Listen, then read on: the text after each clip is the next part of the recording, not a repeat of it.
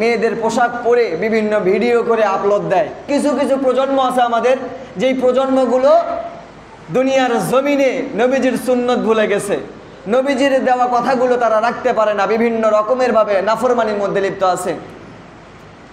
TikTok প্রজন্ম একেবারে পঙ্গু প্রজন্ম, যেই কথাগুলো আগেও বলেছিলাম। তারা কি করে? নবীজির দেওয়া সুন্নত আঁকড়ে ধরে না। তারা কি করে? মেয়েদের পোশাক পরে বিভিন্ন ভিডিও করে আপলোড দেয়। মেয়েরা আবার বিভিন্ন পুরুষের পোশাক পরে আপলোড দেয়, বলতেছেন হুজুর বানিয়ে বলতেছেন, যেটা আপনাদের কাছে জানা আছে। এই ব্যাপারে হাদিসের ভিতরে নবীজি সাল্লাল্লাহু আলাইহি ওয়াসাল্লাম সরাসরি বলেছেন, লাআনাল্লাহুল মুতাশাব্বিহাতি মিনান নিসাই বির-রিজাল ওয়াল মুতাশাব্বিহিনা মিনার রিজালি বিন-নিসা।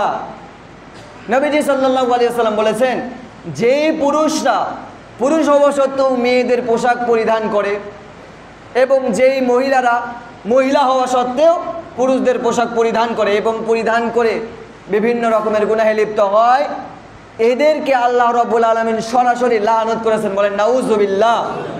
লানত করেছেন, অভিশাপ দিয়েছেন আল্লাহ।